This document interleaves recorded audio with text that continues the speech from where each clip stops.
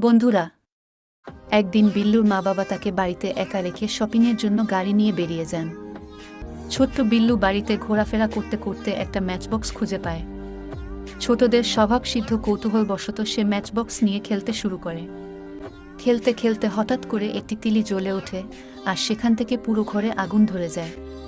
মুহূর্তের মধ্যে আগুন ভয়াবহ আকার ধারণ করে, আর বিল্লু ভয়ে ঘরের ভেতর আটকে পড়ে।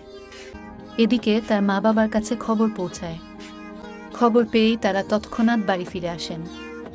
ভয়ঙ্কর আগুনের শিখা উপেক্ষা করে বিল্লুর বাবা সাহসিকতার সঙ্গে দরজা ভেঙে ভেতরে প্রবেশ করেন। জীবনের ঝুঁকি নিয়ে তিনি বিল্লুকে উদ্ধার করেন এবং তাকে নিরাপদ স্থানে নিয়ে আসেন।